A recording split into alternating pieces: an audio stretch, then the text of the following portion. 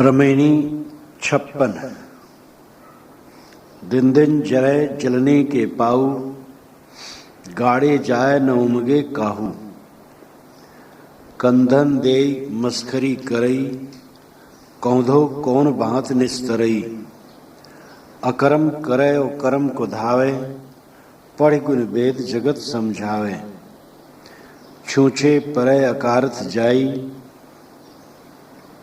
काहे कबीर चित चेतो भाई।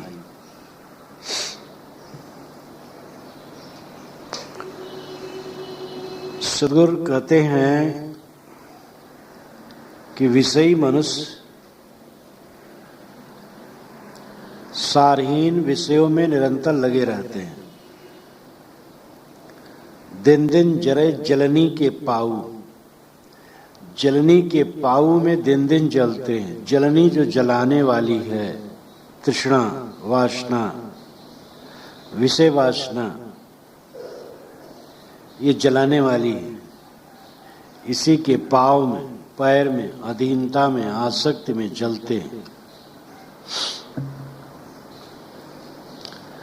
जलनी जो जलावे, काम वासना, लोभ, तृष्णा की आग में सारा संसार जलता है।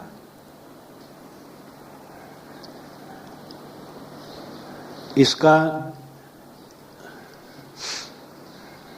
जो रूढ़ शब्द है, ज्यादा प्रतीकात्मक, वो कनक कामिनी है। कनक का अर्थ है सोना, कामनी कहते हैं काम मद में मतवाली स्त्री। लेकिन ये प्रतीकात्मक, कनक सोना ही में लोग आसक्त हों ऐसी बात नहीं। सोना तो किसी के घर में होता है थोड़ा सा, घर, जमीन, कागज के नोट, बर्तन, पशु प्राणी, कपड़े लत्ते, बहुत सारी चीजें होती हैं जिनमें मोह होता है। इसलिए कनक एक प्रतीक है, एक चिन्ह है। कामनी, काम मद में मतवाली स्त्री। लेकिन कल्याणार्थी जो स्त्री है उसके लिए तो पुरुष है जो बंधन देता है। तो कामनी से अर्थ वासना ही उपयुक्त है। तो काम वासना, लोभ वासना, ये जीव को निरंतर जलाती है। यही जलनी है, जलाने वाली। गाड़े जाए न उमगे काहू, इसी में सब गाड़े जा रहे हैं, मानो कोई गाड़ रहा हो इनको खोद करके। दलदल, जैसे दलदल में जब आदमी पड़ता है, जितना उसका शरीर हिलता है उतना धंसता चला जाता है, और असावधानी करे तो धंस ही जाएगा।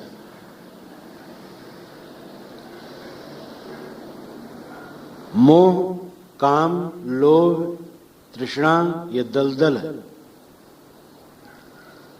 इस दलदल में सब गाड़े जा रहे हैं। न उमगे काहू, कोई इसे उमगता नहीं। उबगना, उमरना, उबरना, निकल आना, इस मोह माया से निकल आना, कोई निकलता नहीं।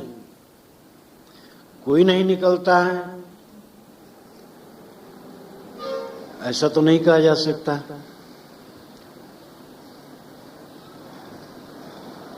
निकलते, इसका भी लक्षणार्थ है, कम निकलते। शाब्दिक अर्थ नहीं कि कोई नहीं निकलता, कम निकलते।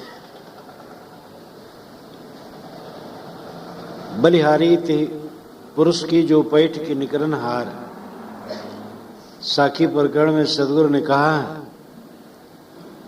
काजर ही की कोठरी बुड़ता है संसार, बलिहारी ते पुरुष की बैठ के निकरन हार।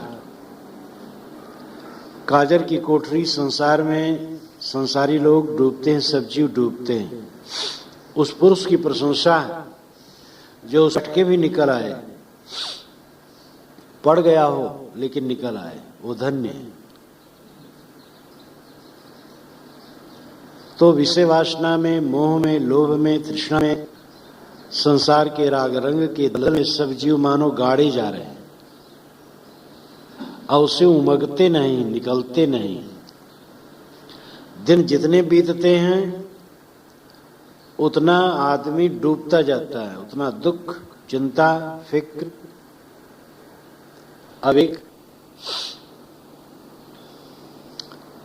उसके चित्त की आग उसे निरंतर जलाती रहती है।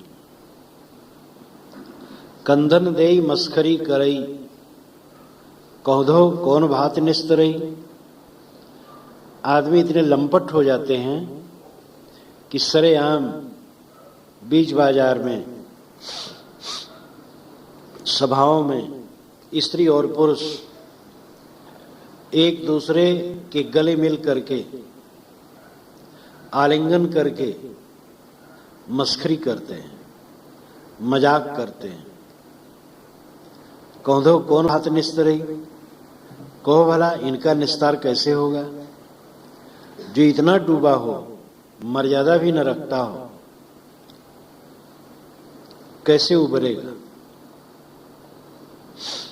स्त्री और पुरुषों की मर्यादा विहीन बातचीत, कुचेष्टा से बच्चों के मन में भी श्रद्धा उनके लिए नहीं रह जाती।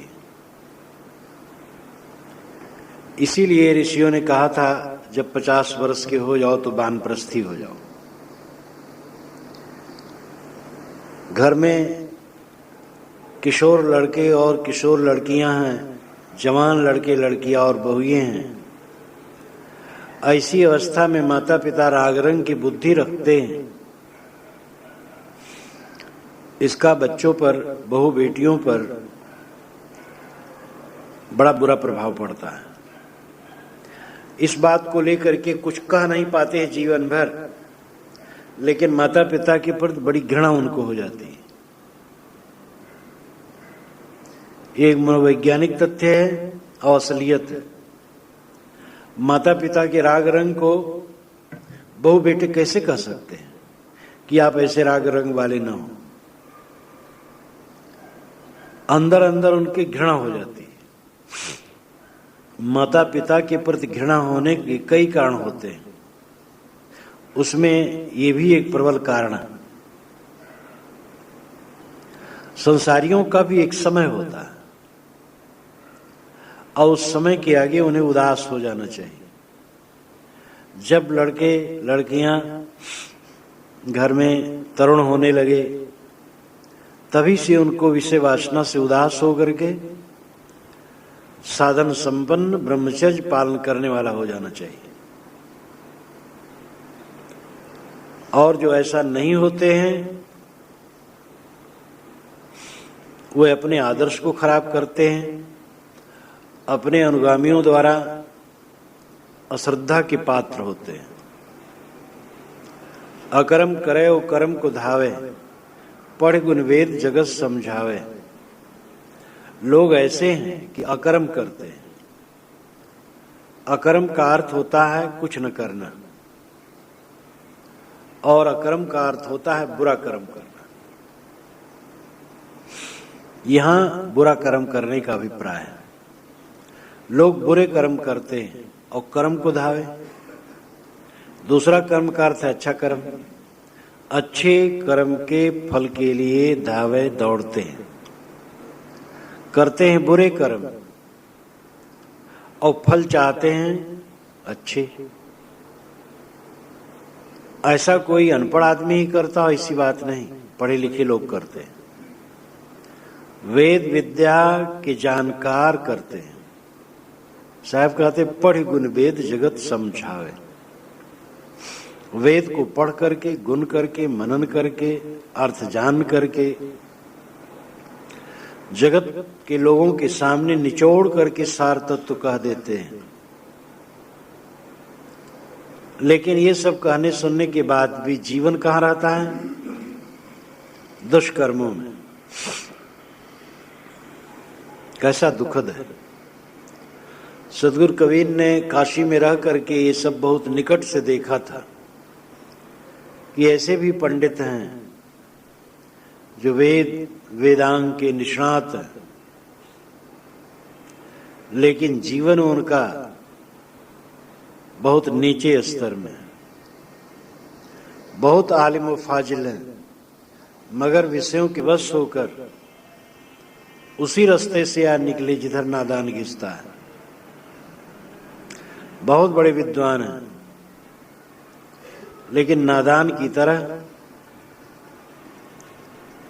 नीच कर्मों में लिपटे रहते हैं। छूछे परे अकारथ जाई, कहां कबीर चित चेतो भाई। सदगुरु कहते हैं इस प्रकार आदमी का जीवन छूछा हो जाता, खाली। जीवन में कहीं सार नहीं, अंतर्मुखता ही सार है, शांति ही सार है, और कहीं सार नहीं। परिपक्व लोग और बूढ़े लोग अपनी जवानी पर ध्यान दें, बहुत उसके लिए आकर्षित थे, लेकिन उसमें क्या रहा?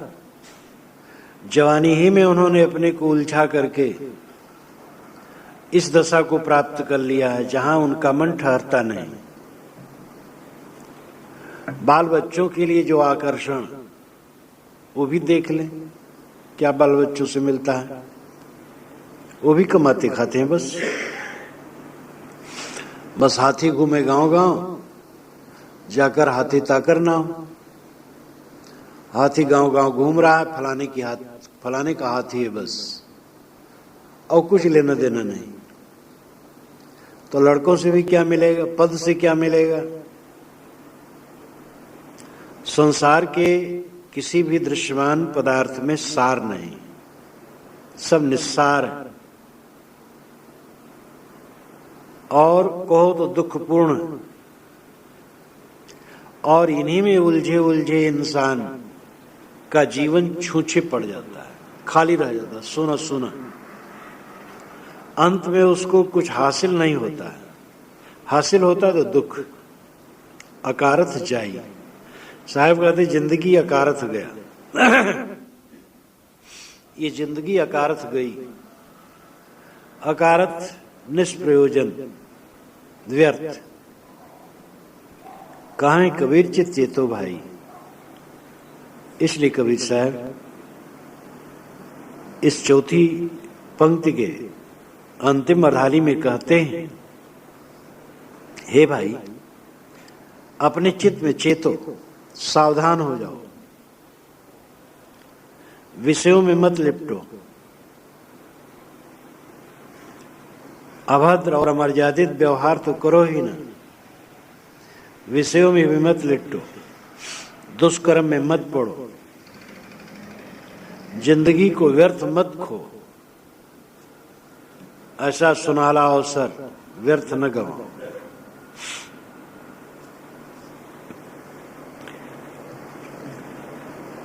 रामायणी 57। सदगुरु कहते हैं कि स्वर्ग आकाश में नहीं, मन की पवित्रता में।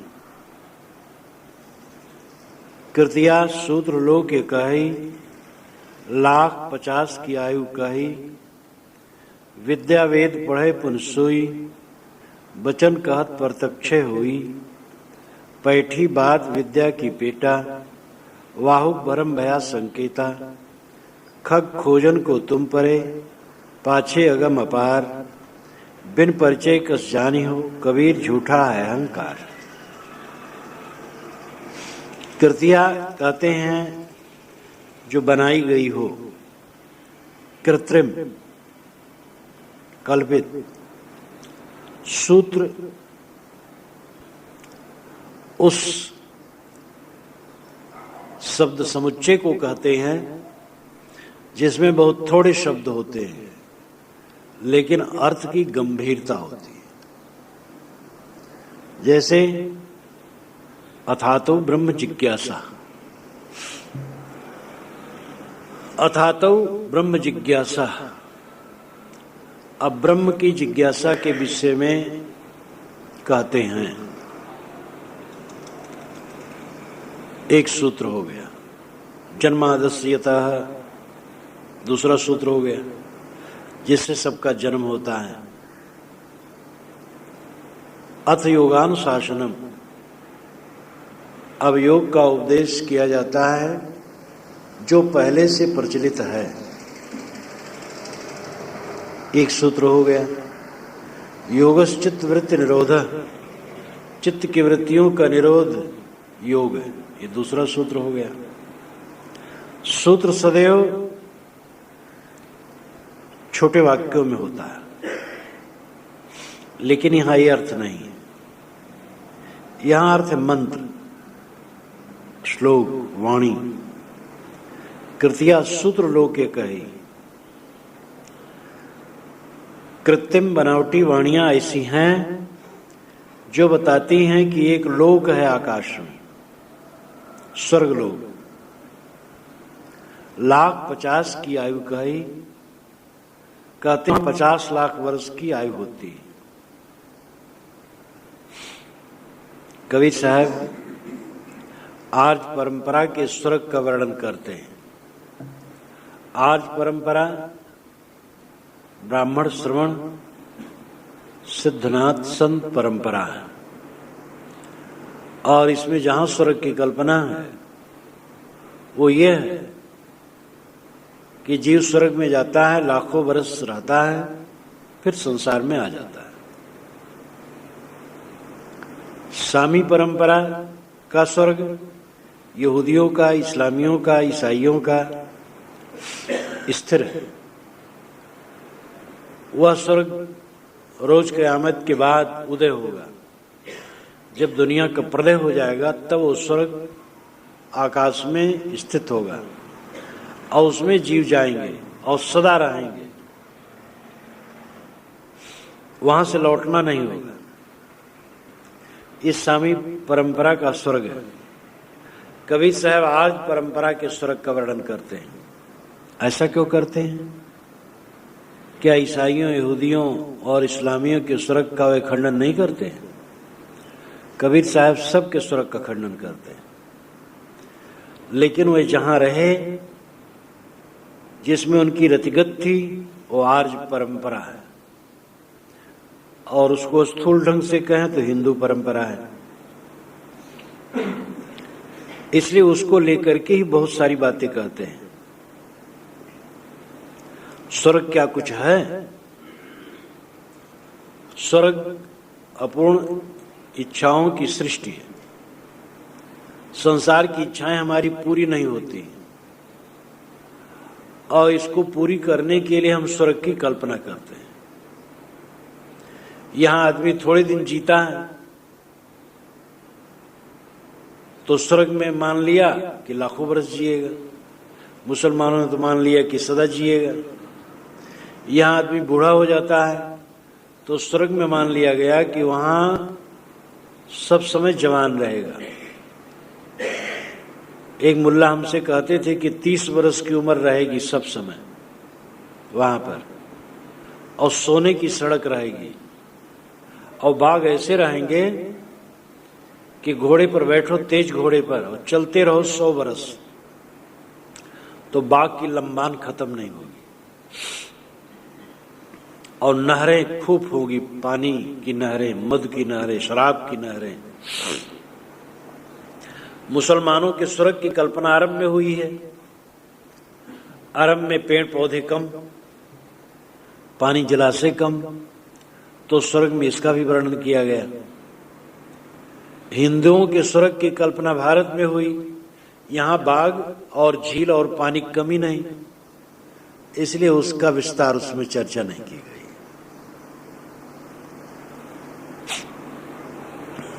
तो यहां पर आदमी भोग भोगता है, इंद्रिय शिथिल हो जाती है, तो वहां पर शिथिल नहीं होगी। यहाँ टट्टी पेशाब जाना पड़ता है, पसीना निकलता है, मैल निकलता है शरीर में, तो वहां टट्टी पेशाब नहीं जाना पड़ेगा, मैल पसीना ये सब कुछ शरीर से नहीं निकलेगा। यहाँ शरीर जर्जर होने लगता है थोड़े दिन में, 4-6 बरस मुख्य जवानी, उसके पश्चात ढीला होने लगता है। वहां पर शरीर ढीला नहीं होगा। यहाँ सुंदर स्त्री, सुंदर पुरुष जैसा मन चाहे नहीं मिलते हैं, तो वहां सब सुंदर सुंदर होंगे खाली एकदम। तो ये जो मन की भड़ास है, भोगों की जो गंदी लालसा है,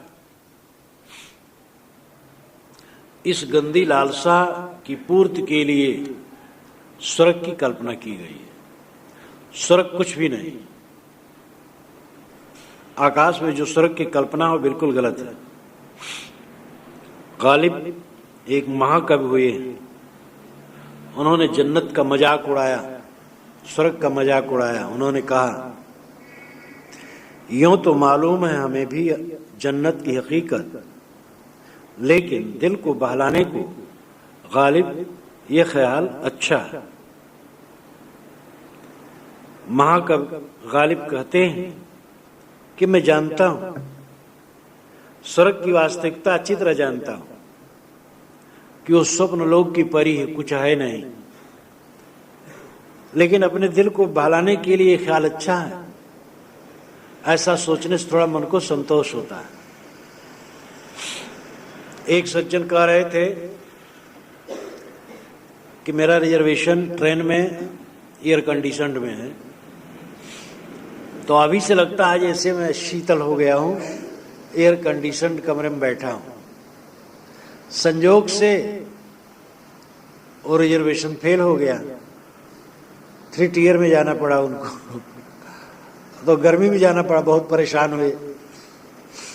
तो उन्होंने कहा कि अब मैंने निश्चय कर लिया है कि साल में 1-2 बार 3 टियर में चला करूंगा। ये सुख की आसक्ति बहुत दुख देती है। तो आदमी के पास जब कुछ नहीं होता है तो कल्पना करके उसमें कल्पना ही में रमता है। 2 आदमी चलते चलते थक गए और भूखे थे, एक पेड़ के नीचे बैठे, कि यार भूख बहुत लगी। दूसरे ने कहा लाओ मन ही मन में भूजा चबाया जाए। दूसरे ने कहा मन ही मन में चबाना, भूजा क्यों चबाए, पूरी सब्जी क्यों न खाए। तो मन ही मन में जब स्वर्ग की कल्पना करनी है तो जितना उत्कर्ष बन सके स्वर्ग की कल्पना बढ़ा लो। तो स्वर्ग नाम की कोई चीज नहीं, मन की पवित्रता स्वर्ग है। लेकिन लोगों ने कल्पना की है कि वहां 50 लाख वर्ष तक जिएंगे, रहेंगे। 50 लाख भी लाक्षणिक है, मतलब बहुत दिन तक स्वर्ग में सुख भोगेंगे। विद्या वेद पढ़े पुन सोई, बचन कहत प्रत्यक्षे हुई। साहब कहते सोई, वही कल्पित वाणी विद्या वेद में लोग पढ़ते हैं, यानी धर्म ग्रंथों में उसे पढ़ते हैं और पढ़ करके उसको इतना पक्का मान लेते हैं उस विचार को कि बिल्कुल सच है। वचन कहत प्रत्यक्ष हुई, सभाओं में ऐसा जोर से भाषण करते हैं जानो ये प्रत्यक्ष देख करके आए, स्वर्ग का अनुभव करके आए।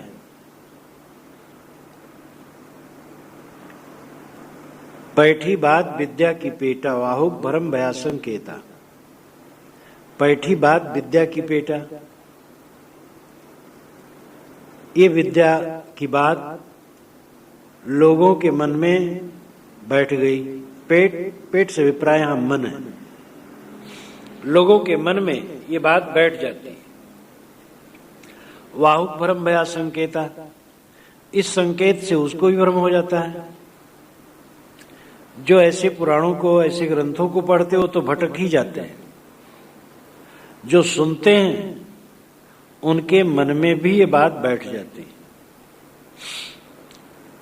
जब कबीर साहब विचार नहीं मिले थे तो मैंने एक पुराण में पढ़ा कि एक एकादशी व्रत निर्जला रहने से स्वर्ग में इतना दिन निवास होता है।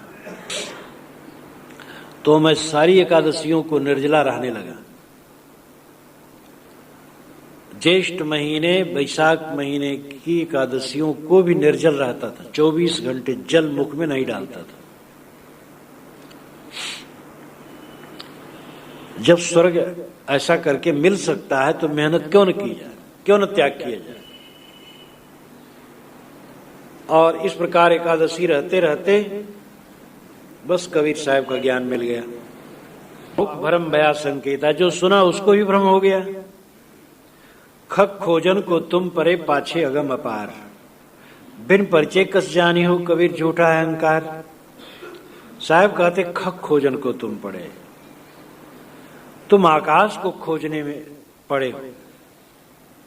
खक कहते आकाश को, खा शून्य, गा गति दशा, शून्य की दशा, आकाश की शून्य की दशा है। तो आकाश तुम खोज रहे हो। या खग पक्षी जो खा में गमन करे, खा आकाश, गा नाम गमन, जो आकाश में गमन करे। गा का अर्थ दोनों में अलग अलग हो जाता है। आकाश खग कहा जाए तो खा आकाश और गा गत दशा, आकाश की दशा, शून्य की दशा। और पक्षी के लिए खा आकाश और गा जो गमन करे आकाश में। तो कल्पना के पक्षी खोजने के पीछे तुम पड़ गए हो। स्वर्ग एक कल्पना का पक्षी है। पाछे अगम अपार, पाछे के कवियों ने अगम अपार वाणियां उसके लिए कही हैं। इसी से लोगों का मन भटक रहा है। सुन सुनकर लोग भटक रहे हैं। बिन परिचय कस जानी हो कबीर झूठा है अहंकार। सदगुरु कहते हैं तुम्हारा अहंकार झूठा है स्वर्ग का, लेकिन जब तक उसकी परख न हो उसकी निस्सारता कैसे समझोगे। विवेकवान संतों के पास जाओ, समझो वास्तविकता को। मन की निर्मलता ही स्वर्ग है। सूकर सूकरी का भोग, इंद्र इंद्राणी का भोग, क्या फर्क है? दोनों मलिनता है। संसार के जो मलिन भोग हैं, स्वर्ग में वही कल्पना है। स्वर्ग की कल्पना करने वालों का मन निश्चित है बहुत निम्न स्तर का रहा है। इसीलिए श्री कृष्ण ने इस पर भयंकर प्रहार किया है। गीता में उन्होंने कहा याम इमाम पुष्पताम वाचम प्रवदन विपस्सिता वेदवाद रता पार्थनानदस्तीतिवादिना कामात्मान स्वर्ग परा जन्म कर्म फल प्रदाम क्रिया विशेष बहुलाम भोगैश्वर्य गतिम प्रति भोगैश्वर्य प्रसक्तानाम तया प्रचेतसाम व्यवसायत्मिका बुद्धि समाधो न बुद्धि विधीयते। व्यवसायत्मिका बुद्धि समाधो न विधीयते। त्रैगुण विषया वेदा निस्त्रैगुणो भवार्जुन निर्द्वंदो नित्य सत्वस्थौ निर्योगक्षेम आत्मवान यावान अर्थ उत्पाने सर्वतः संपलतोदके तावान सर्वेश वेदेश ब्राह्मणस विजानता। वे कहते हैं कि हे अर्जुन, जो अज्ञानी है, वेद के शब्दों में आसक्त है, जो ये कहते हैं कि इसके अतिरिक्त और कुछ नहीं है, जो विषय अभिलाषी हैं और स्वर्ग को सर्वश्रेष्ठ मानते हैं, वह इस प्रकार की सेमल फूल जैसी दिखाऊ वाणियों को कहते हैं, जिनका निदान कर्मों के फल में पुनर्जन्म की प्राप्ति होती है और जो भोग तथा मायावी शक्तियों की प्राप्ति के लिए नाना प्रकार की विशेष कर्म विधियां बतलाती हैं। उपर्युक्त वेदवाणी द्वारा जिसकी बुद्धि मारी गई है और जो भोग तथा मावी वस्तुओं में आसक्त है, उनकी निश्चयात्मक बुद्धि एकाग्रता में स्थिर नहीं होती। वेदों का संबंध तीनों गुणों की क्रियाओं से। इसलिए हे अर्जुन, तुम ऋणात्मक प्रकृति से मुक्त हो जाओ और दुनियादारी झगड़ों से भी स्वतंत्र होकर नित्य सत्य में स्थित भौतिक वस्तुओं की प्राप्ति और रक्षा की इच्छा से निवृत्त और स्वरूप निमग्न हो जाओ। जब सब ओर से जल ही जल भरा हो, तब छोटी तलैया में जितना प्रयोजन रहता है, उतना ही प्रयोजन आत्मज्ञानी को सब वेदों में रहता है, वेदों से रहता है। मतलब सर्वत्र जब जल भरा है तो तलैया में कौन जाए? ब्रह्म ज्ञान आत्मज्ञान हो गया, वेदों क्या प्रयोजन? इस उदाहरण को पेश करते हुए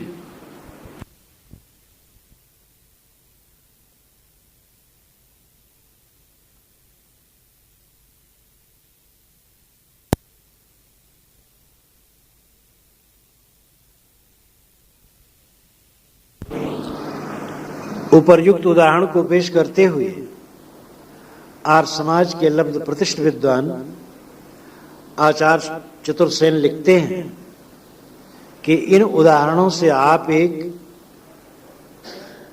यही निर्णय पर पहुंच सकते हैं कि कृष्ण अवैदिक अनार्यों का नेता और वैदिक देवों के नेता इंद्र का विरोधी और प्रतिस्पर्धी, और गीता में वेद विरोधी अनार्य तत्व है। दान और यज्ञ का वह विरोधी है, स्वर्ग और कर्मविद का विरोधी है। वह अपने को ही सर्वश्रेष्ठ पूजा की वस्तु मानता है, अपने ही को उपास्य मानता है। इस प्रकार आचार्य चतुर्सेन की टिप्पणी। ऋग्वेद के 8वें मंडल के 50वें सूक्त में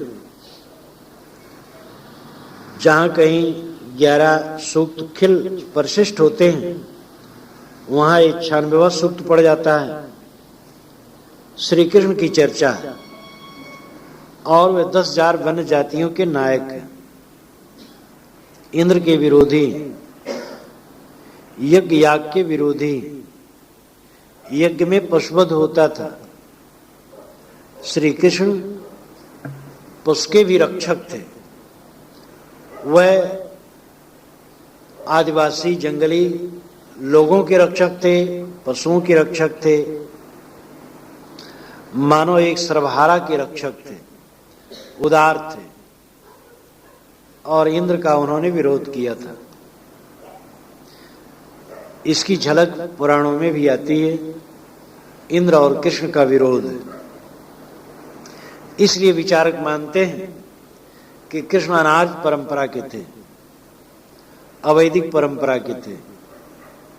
वैदिक कर्मकांड उनको पसंद नहीं था जिसमें जीव मारा जाए। आर्य अनार्य कुछ हो, जो अच्छा काम करे वही आर्य है। श्री कृष्ण एक क्रांतिकारी थे। आर्य कहे जाने वाले, अनार्य कहे जाने वाले किसी परिवार के रहे हों, महान थे, और वह परंपरा को तोड़ करके, जिसमें जीव हिंसा होती है, ऐसी परंपरा को तोड़ करके स्वस्थ विचार सामने रखना चाहते थे। तो स्वर्ग की कल्पना मनुष्यों ने करके उसको प्राप्त करने के लिए जीववध, कुर्बानी के नाम पर मासूम प्राणियों की हत्या की और करते हैं। साहब कहते हैं कि परिचय न होने से तुम भटक रहे हो, समझदारी नहीं है, स्वर्ग नाम की कोई चीज नहीं है। इस जीवन को स्वर्ग बनाओ, जीवन को पवित्र बनाओ। रमैनी 58। तै सुतमान हमारी सेवा, तो का राज देवहु देवा। अगम द्रगम गढ़देव छुड़ाई, औरो बात सुनो कछुआई। उत्पत परले देव दिखाई, करहु राजसुख बिलसो जाई। एको बार न होई है बाको, बहुर जन्म न होई है ताको। जाय पाप सुख हुई है घना, निश्चय वचन कबीर के मना। साधु सम तेई जना, जिन मानल बचन हमार। आदि अंत उत्पत्ति प्रलय, देखो दृष्टि पसार। सदगुरु शिष्य को पुत्र कहते हैं। सदगुरु कबीर के हृदय में शिष्यों के लिए कितना वात्सल्य भावना थी, कितनी वात्सल्य भावना थी। और वह कहते, अय पुत्र तू मेरी सेवा को मान।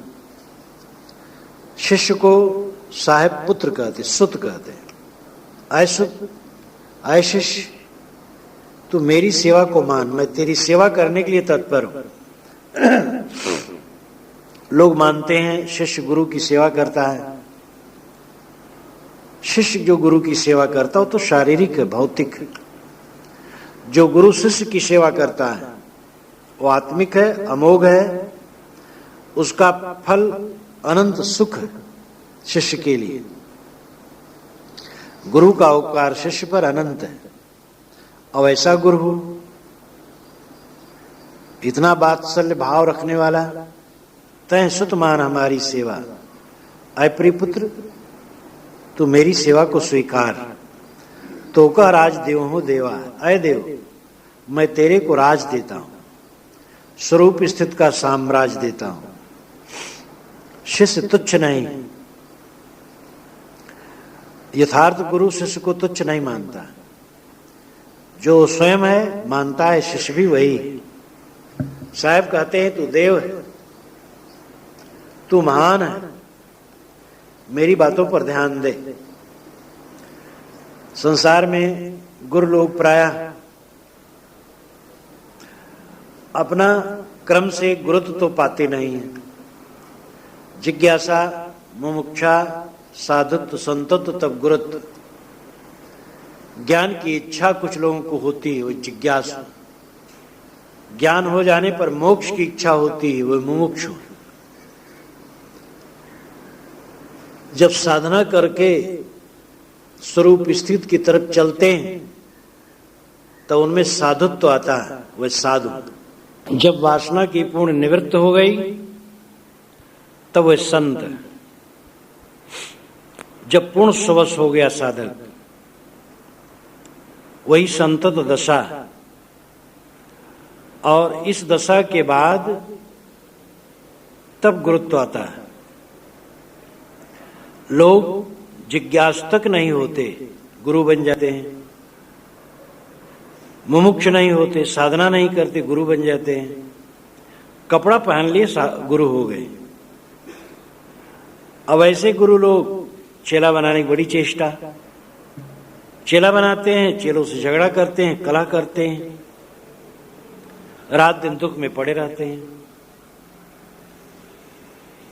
गृहस्थ शिष्य भी गुरु में पूर्णता देखना चाहता है, लेकिन उसकी दीक्षा हो गई, वो अपने घर में गुरु से खास संबंध नहीं। लेकिन जो घर द्वार छोड़कर विरक्त होता है, गुरु के पास निरंतर रहता है, वह गुरु में पूर्णता देखना चाहता है। और गुरु में अधूरापन देखकर उसको असंतोष होता है। अपात्रता शिष्यों में भी होती है। गुरु को नहीं समझ पाते हैं, भटक जाते हैं। लेकिन जो सुपात्र हैं वो तो नहीं भटकेंगे। लेकिन गुरु में ही खोटाई है। गुरु ही अहंता ममता वाला है, स्वार्थ कामना वाला है, तो शिष्य को कैसे निभा सकता है? अथर्ववेद में ये बात बहुत बढ़िया कही गई है। आचार्य उपनयन मानो ब्रह्मचरणम कृणुते गर्म मनता। आचार्य ने, गुरु ने शिष्य को गर्भ में ले लिया उपनयन देने के लिए, दूसरा नेत्र देने के लिए। जैसे गर्भस्थ शिशु का खाना पीना अलग से नहीं होता, माता का खाना पीना सांस लेना ही उसका सब कुछ है। ऐसे पूर्ण गुरु को जब शिष्य पूर्ण रूप से समर्पित हो जाता है, तब गुरु द्वारा जो कुछ उसे प्राप्त होता है उसमें उसको उसकी पूर्णता होती जाती है। पूर्ण गुरु मिले और शिष्य समर्पित हो जाए शिष्य की तरह, निश्चित है गुरु का बोध उसमें आते आते वो पूर्ण हो जाएगा। गुरु की पूर्णता है निष्कामता, और शिष्य की पूर्णता है उसकी निर्माणता और निश्चलता, समर्पण भाव। सदगुरु कबीर ऐसे महान सदगुरु, अगम दृगम गढ़देव छुड़ाई। वही कहते हैं शिष्य, दो गढ़ है, दो किला है, दो कैद खाना है, अगम और दृगम। अगम कहते हैं जो जाना न जाए, जो देखने में न आए, जो समझने में न आए, वो स्वर्ग, आत्मा से अलग परमात्मा की कल्पना, ये अगम है, जिसको हम परोक्ष कहते हैं। दृगम, दृक् से जो गम हो, दृक् आंख से जो गम हो, प्रतीत हो, दृश्यमान पदार्थ, ये घर द्वार प्राणी पदार्थ, पांचों विषय के भोग, ये दोनों गढ़, किला, कैद खाना, ऐसी में जीव बंधे। देह से लेकर के संसार के प्राणी पदार्थों में राग कर करके जीव बंधे, और इस कैद से थोड़ा ढील भी होते हैं। तो आकाश में स्वर्ग है, लोक लोकांतर है, ईश्वर परमात्मा कहीं अलग है, उसको पाना है, ये भी एक कैद खाना है, ये मान्यता। ईश्वर परमात्मा तुम्हारा स्वरूप है, अलग ईश्वर परमात्मा क्या मिलेगा? जो मिलेगा वो विषय होगा। परोक्ष में ईश्वर की कल्पना करना अगम कैद खाना है, पांचों विषयों में सुख की कल्पना करना दृगम कैद खाना है। साहब कहते हैं दोनों गढ़, दोनों कैद खाने छुड़ा दूंगा। विषय दुखदाई हैं और अपनी आत्मा से अलग परमात्मा खोजना भी कम दुखदाई नहीं। आदमी भटकता रहे सदा, कभी कुछ मिलने वाला नहीं। परोक्ष, प्रत्यक्ष और अपरोक्ष, ये तीन विषय हैं। परोक्ष ईश्वराद की कल्पना, प्रत्यक्ष पांचों विषय, और अपरोक्ष अपना स्वरूप चेतन। परोक्ष और प्रत्यक्ष से मन हटने पर ही अपरोक्ष बोध और अपरोक्ष स्थित हो सकती है। औरों बात सुनो कछुआई, साहब कहते आकर के कुछ और भी बात सुनो, ध्यान दो। उत्पत्त प्रलय देव दिखाई, करो राज सुख बिल सो जाई। मैं तुम्हें उत्पत्त प्रलय दिखा दूंगा, तुम्हें ऐसी दिव्य दृष्टि दूंगा जो तुम उत्पत्त प्रलय को देख सकोगे। उत्पत्त प्रलय, बनना बिगड़ना, संसार की सारी चीजें क्षणभंगुर हैं, परिवर्तनशील हैं, हम देख नहीं पाते हैं। जब सद्गुरु से विवेक दृष्टि मिलती है तभी इसको हम समझ पाते हैं।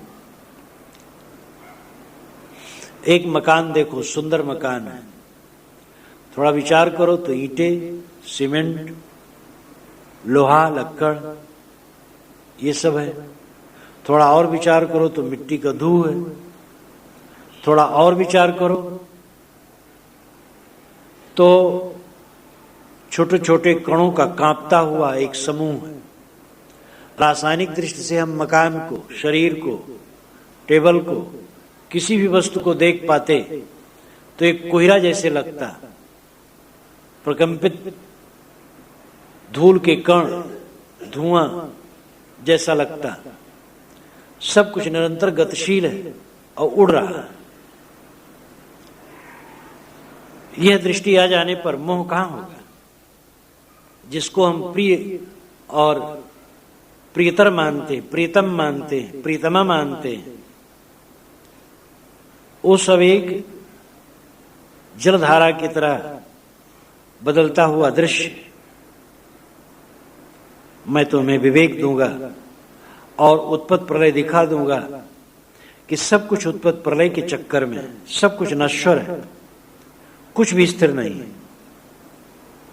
और जो तुम हो स्थिर हो, नित्य हो, अविनाशी सत्ता हो, करहु राजसुख बिलसो जाई।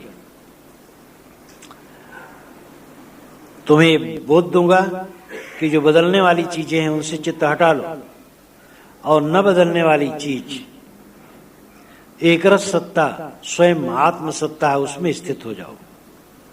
बाहर जो देखते हो बदल रहा है, भीतर जो स्वसत्ता है वो अपरिवर्तित है। तुम बदलते नहीं हो और सब तुम्हारे जानने मानने वाला बदलता है। बदलने वाली चीजों में राग मत करो। एको बार न हुई है बाको, बहुत जन्म न हुई है ताको। जब तुम स्वरूप स्थित के साम्राज्य में स्थित हो जाओगे, स्वरूप स्थित की गद्दी पर स्थित हो जाओगे, तो एक बार भी तुम्हारा बांका न होगा। बांका होना कटना, एक बार न बांका होना मतलब कोई परेशानी, कोई तकलीफ, कोई पीड़ा तुम्हें न होगी। नश्वरों से वैराग्य, अविनाशी स्वरूप में अनुराग और इसकी पूरी दृढ़ता की प्राप्ति हो जाने के बाद फिर दुख और भय क्या है? यहां क्या है जो मेरा छूट जाएगा? जो छूटता है वो मेरा नहीं है और जो मेरा है वो छूटता नहीं है, तो भय क्या रहा, लालसा क्या रही? सारी कामनाओं की निवृत्त हो जाती है और इसी अवस्था में साधक पहुंच करके पूर्ण तृप्त हो जाता है। निष्काम, अकाम, आप्त काम, तृप्त काम, हानि नाम की कोई उसकी चीज नहीं रह जाती। श्री विशाल साहब समय समय से हमसे पूछते थे, तुम्हें कहीं कुछ हानि लागत है? नहीं साहब, कोई हानि नहीं। अब क्या हानि है? जो कुछ है सब नश्वर है। वो उनका ये सूत्र था। समझने वाले इसको समझते थे और लोग तो समझ नहीं सकते थे। हानि हर समय आदमी को हानि लगती, इतना रुपया नहीं मिला, इतना धन नहीं मिला, इतनी प्रतिष्ठा नहीं मिली, इतना पद नहीं मिला, इतना सुख नहीं मिला, इतना बढ़िया भोजन नहीं मिला, इतना बढ़िया कपड़ा नहीं मिला, जो चाहिए था नहीं मिला। हरदम हानि हानि हानि जीव को अनुभव होती है, क्योंकि वो अविवेकी। कामनाओं के निवृत्त हो जाने पर हानि रही नहीं जाती है। बस कुछ खाने को मिल जाए, कुछ तन ढकने को मिल जाए, कुछ सोने की जगह मिल जाए, सेवा स्वाध्याय साधना करके कल्याण करना है। अब हानि क्या? एको बार न हुई है बाको। जब तुम नश्वर पदार्थों के प्रति पूर्ण विरक्त हो जाओगे, नश्वर पदार्थों के प्रति पूर्ण अनासक्त हो जाओगे और अविनाशी स्वरूप में स्थित हो जाओगे, तब तुम्हारा एक बाल भी बांका न होगा। बहुत जन्म न हुई है ताको। ऐसा निष्काम स्वरूपस्थ व्यक्ति का फिर जन्म नहीं होगा। कबीर साहब प्रकृति से भिन्न आत्म अस्तित्व मानते हैं, कर्म बस पुनर्जन्म मानते हैं, कर्म वासना के दग्ध होने पर मोक्ष मानते हैं। पूर्ण आस्थावान और आस्तिक पुरुष कबीर साहब हैं। एक तरफ उनका खंडन इतना तीव्र है कि आज कल के भौतिकवादी प्रगतिशील लोग जो कहलाते हैं उनसे अधिक तेज है, और दूसरी तरफ वो आस्थावान आत्म अस्तित्व बोध में निमग्न स्वरूपस्थ पुरुष है। बस दो काम करना है, जो अपने से अलग है उसका मोह छोड़ देना है और अपने आप में लीन होना है। ये भाव पूरा आ गया तो जन्म मृत्यु के चक्कर से मुक्त है। जो अपने आप में टिक गया उसको आना जाना कहाँ, कोई कामना नहीं। जाय पाप सुख हुई है घना, निश्चय वचन कबीर के मना। तुम्हारे सब पाप चले जाएंगे और घना सुख होगा। घना सुख सघन, खूब खूब खूब आनंद, पूर्ण आनंद होगा। पाप जाने पर ही आत्यांतिक सुख मिलता है। घना सुख का मतलब यही, आत्यांतिक सुख जिसमें दुख न हो, वो घना सुख है। और वो पाप की निवृत्ति से ही संभव है। मुख्य पाप है विषयासक्ति, देहाभिमान, पांचों विषयों का मोह ही मानो पाप है। ये पाप जितना बढ़ता है उतना बाहर का पाप होता है। विषयासक्ति बस ही लोग चोरी, डाका, हत्या, व्यभिचार, छल, छद्म, झूठ, प्रपंच सारा कुकर्म करते हैं। विषयासक्ति निवृत्त हो जाने पर कुकर्म करने की कोई बात नहीं। जब तुम संसार की नश्वरता को समझोगे, अपनी अमरता को समझोगे और इस साधना में रमोगे, तुम्हारे पाप निवृत्त हो जाएंगे और अनंत सुख, अनंत आनंद तुम्हें मिलेगा। निश्चय वचन कबीर के मना। साहब कहते हैं कबीर का यह वचन निश्चय करके मानो। यहां कबीर शब्द अन्य पुरुष के रूप में साहब रखते हैं, कविता में ऐसा रखा जाता है। उसका अर्थ यही होता है मेरी बात मानो। और वही बात आगे कहते हैं, साधु संत तेज जना जिन मानल वचन हमार, आदि अंत उत्पत्ति प्रलय देखो दृष्टि पसार। वही साधु है, वही संत है जो मेरी बातों को माने और वह आदि अंत को, जन्म मरण को और उत्पत्ति प्रलय संसार की क्षणभंगुरता को दृष्टि पसार करके देखेगा। तुम भी देखो। यहां एक बात उठ सकती, गर्भोक्ति। विचारक मान सकता है कि कबीर की गर्भोक्ति, कबीर के वचन मानो, मेरे वचन मानो, वही साधु संत है जो मेरा वचन माने। ये गर्भोक्ति, गर्भ से कही हुई बात है। ये गर्भोक्ति नहीं है। दुनिया में कोई कोई ऐसे पुरुष होते हैं जो कह सकते हैं माम एकम शरणम ब्रज, माम एकम शरणम ब्रज, मेरे एक मेरी शरण में आ जा। जो पूर्ण पुरुष है ऐसा कह सकते हैं। ये साधिकार वचन है, गर्भोक्ति नहीं है, अधिकार पूर्वक है। अजहूं लेऊं छुड़ाए काल से जो करे सुरत समारी। अपना लक्ष्य मेरे तरफ दो तो आज भी मैं तुम्हें काल से छुड़ा लूं। ये गर्भोक्ति नहीं है, ये साधिकार वचन है, अधिकार पूर्वक कहना है। और जो पूर्ण पुरुष है ऐसा कह सकते हैं।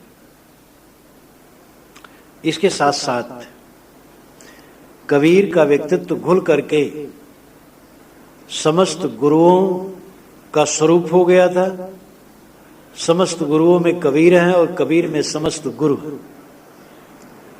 इसलिए कबीर समवेत गुरु स्वरूप है और वह सभी गुरुओं के लिए मनो कहते हैं। मानल वचन हमार, जो हमारी वचन माने, गुरु का वचन माने। वही साधु, वही संत है जो हमारी बात माने, यानी गुरु का वचन माने। हमारी से अर्थ उनका एक व्यक्तित्व नहीं, किंतु गुरुपद, जो गुरु का वचन माने। मानल वचन हमार, मानल यहां भी भोजपुरी पुट है। पूरे बीजक में ऐली गैली भाषा का पुट है, जो बनारस के क्षेत्र में 100, 200, 400 किलोमीटर चारों तरफ फैला है। आज भी है वो।